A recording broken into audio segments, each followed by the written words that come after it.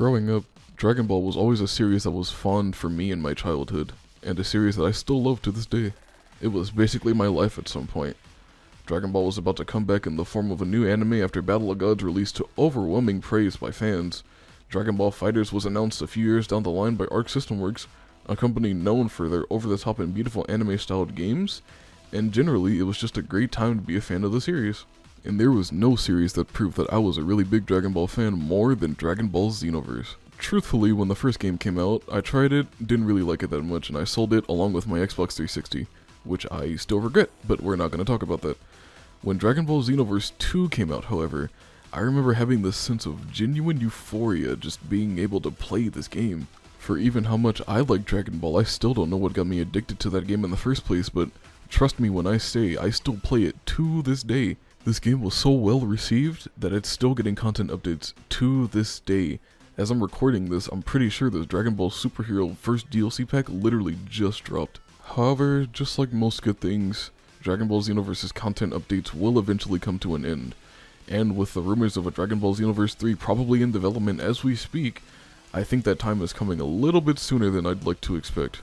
So I assumed now would be probably the best time to get out a video on what I think Xenoverse 3 should add that would make the game so much better. Xenoverse 2 on its own has become a stellar game, something that's really stand out from the crowd. But there's still a few things that I think if added, would make this game a fucking dime in a dozen. Hello, I'm your host, Tetsu Cylon, and today we're going to be going over 5 things I think Xenoverse 3 should have on release. Oh hey look, I have a mic too. Neat.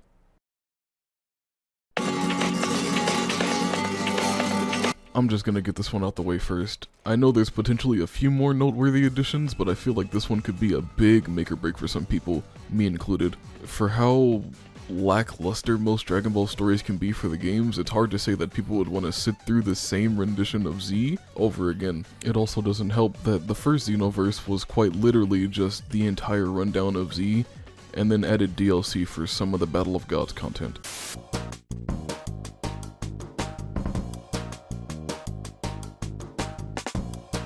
Obviously it had its own unique elements like towards the end, but it doesn't make up for the fact that most of the game is quite literally spent playing through the original Dragon Ball story, only to then get to the original content. Xenoverse 2 doesn't have that much of a problem as 1 does in terms of its storytelling, as it does bring in more unique elements, but it does tread the same problem of running too much into the old story and barely getting into any of the unique stuff.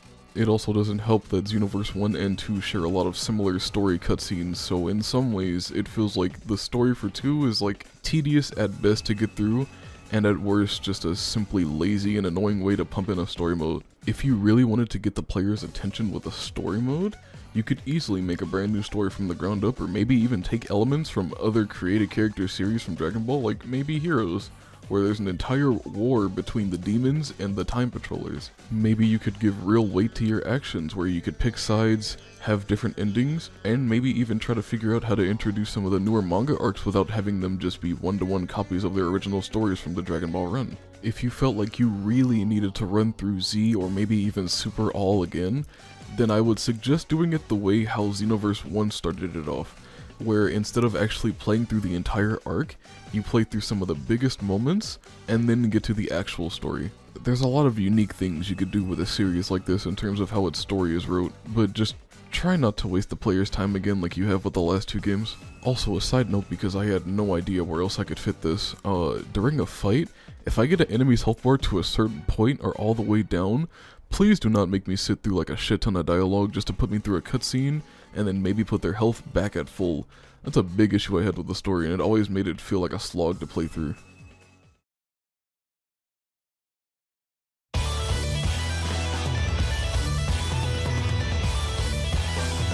This one should come as a no-brainer, but holy shit does the next game need some really fresh custom options. When I refer to better customization, I'm not necessarily just referring to stuff like clothing, but also hairstyles and colors for stuff like, you know, your ki. This isn't to say that there isn't a good amount of customization already in stuff like Xenoverse 2, or that it's necessarily lacking, but it is kind of lacking. Or at the very least, it's lacking in the original feel of it. To bring this up first, as it isn't too big, give players the option to customize their ki color. Maybe at the beginning of the game you could allow them to set the color of it, because every race seems to have a predetermined key color and it does get a little boring to look at. Maybe you wouldn't have to change the key color on stuff like transformations, but at least for the base character, give them something else to work with aside from a predetermined color. On to the other two. Maybe it's just me, but it feels like the clothing and hair is like 80 to 90% references to other characters in the series and 10% really generic but original hairstyles and costumes. Some of the unique costumes and cosmetics are kind of underwhelming. Not all of them, but a good few. And the hairstyles I think definitely need a really good revamp here. I don't think it would hurt to take a little bit of inspiration from some more recent hairstyles instead of basically just going with generic spiky hair number 1 or generic female hair number 72. I also think the hairstyle that you have should take an effect on some of the transformations that you take on. The biggest example of this is fucking Super Saiyan 3, and it's a shame because Super Saiyan 1 and 2 keep your normal hairstyle, like they should, but with Super Saiyan 3 you just default to the very generic Super Saiyan 3 look that Goku takes on, and that's such a genuine letdown. I'd say a little more effort in that kind of department would really go a long way for the player. Also, while I'm on the topic of transformations,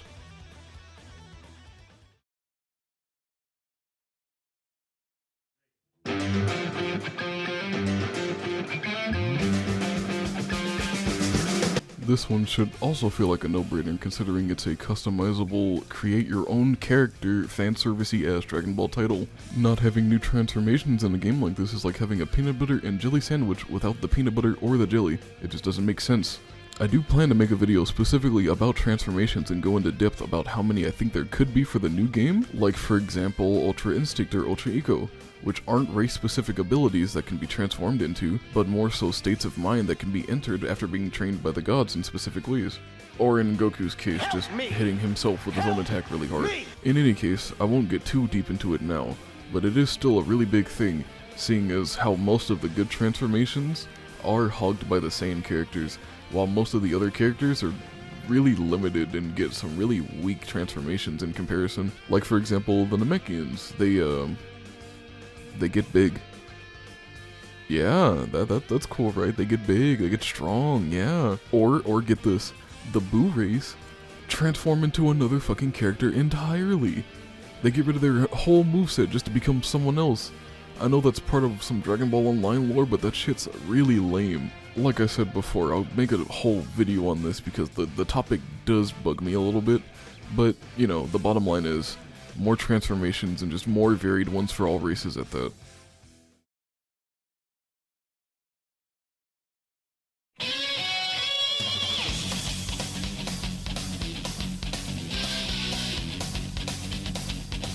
This is a pretty big thing most people want added, myself included.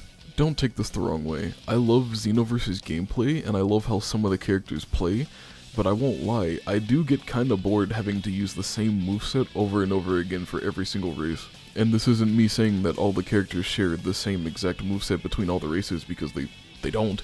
It's just that they use the same exact moveset for every character and it gets a little dull only having that as your only option of fighting.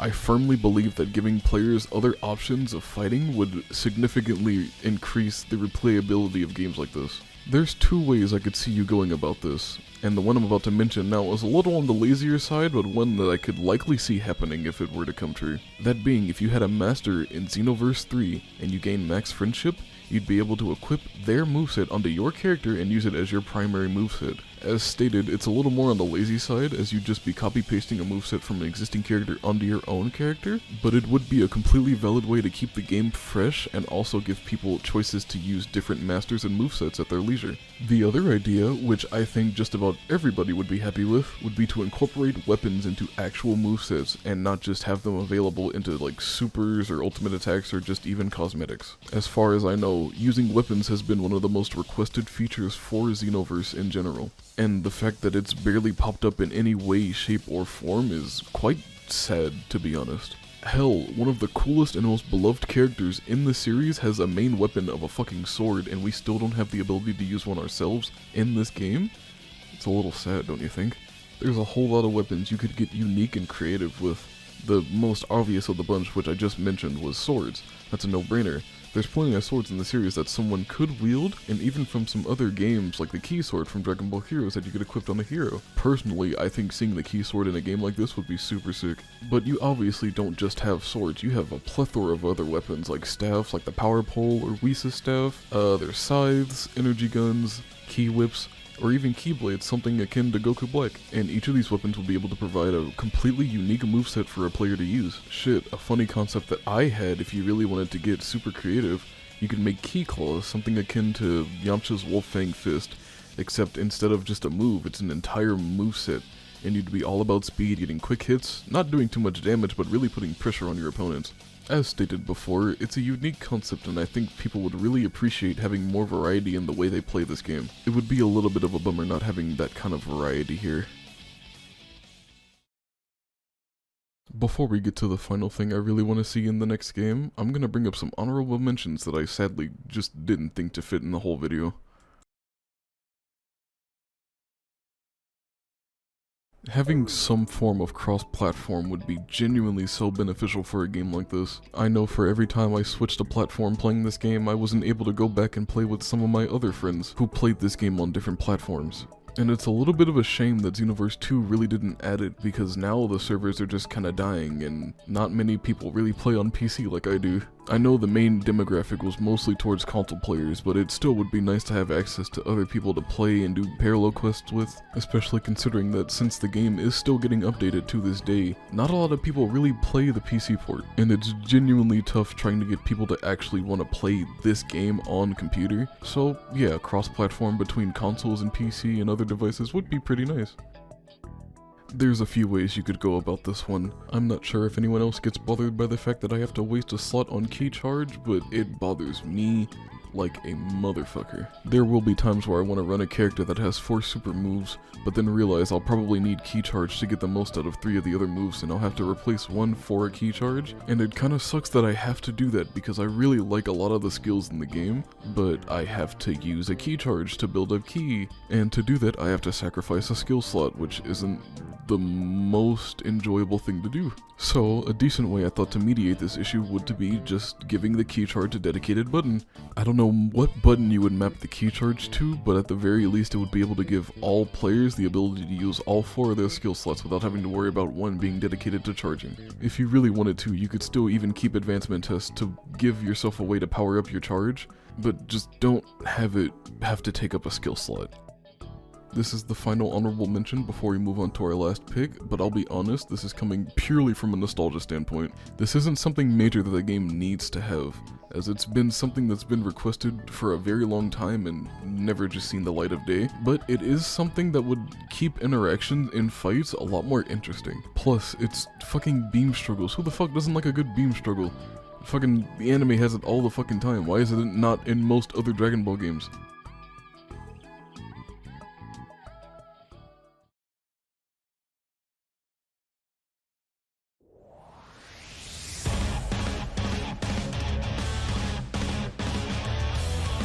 This, right here, is without a doubt the most requested thing I've seen for the Xenoverse series, period. And for good reason. Dating back all the way to the first game, people were asking for the android race of all things. And considering how long Xenoverse 2 has been going on, you'd be surprised to know that we still only have the 5 main races.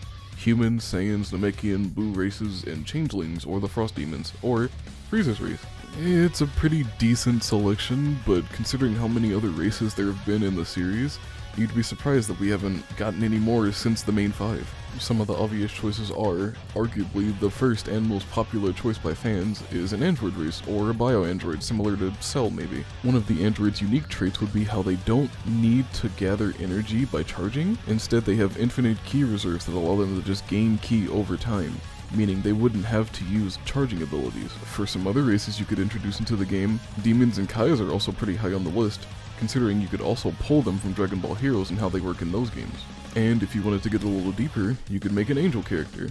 And being OP really isn't much of a factor in these games, considering how, if it were, the Earthling characters would be the weakest of the bunch by a large margin. Also considering for angels that there have already been angels in training in the manga, specifically like Miras, so it wouldn't really be hard to introduce that kind of archetype in the Xenoverse. Also, if you wanted to dig really deeper, you could even get werewolf people into the game, similar to Bergamo and the Trio de Danger. That could also count to you having your first animal customizable character, for people who want that. The concept of extra races is something I believe people have been borderline begging for in the Xenoverse series as a whole, and I can see why.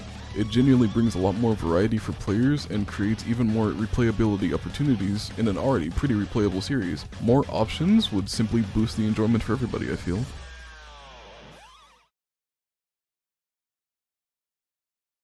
And there you have it, 5 things I think Xenoverse 3 should have on release. As I've said before many of times in this video, I love the second game, and I still do right now. It improved heavily so much from the first game that it felt like a really nice breath of fresh air, but it also felt off in some ways and a little rushed in some areas. So I'm hoping Xenoverse 3 is able to top over this game just like how 2 did with the original, and not have so much DLC because holy shit, there's a lot, it's gonna run your fucking pockets. But regardless, I'm excited to see what Xenoverse as a series has in store for us in the next installment. And with all of that out of the way, I've been the Tattoo Cylon. I thank you for watching all the way to the end, and I hope you have a great day. I'll see you later.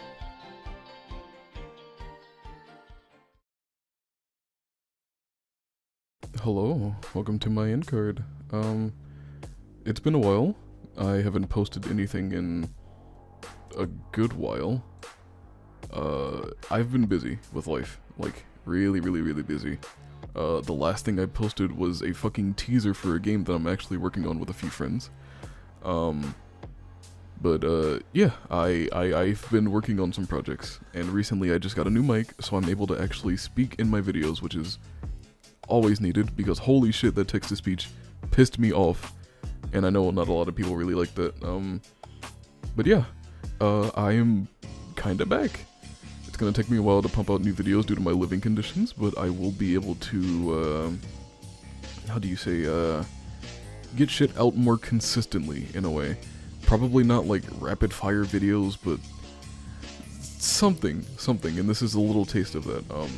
At the moment, I'm currently working on my next Dream Roster video, and I'm also in the works for remaking the episode 0 of Dream Roster, the Smash Bros. One, because that one's very dated. I didn't like some of the shit that was in there, so I'm gonna redo that from scratch. I've got a few reviews, a few series I want to start up here. But aside from that, yeah, we're back in business. If you like what you watched today, it'd be nice if you could subscribe and give the like and share with a friend. Yeah, that's about it. I hope you have a wonderful rest of your day, or night, or evening, or wherever the fuck you live, dude. I don't care. Just have a good day. Bye.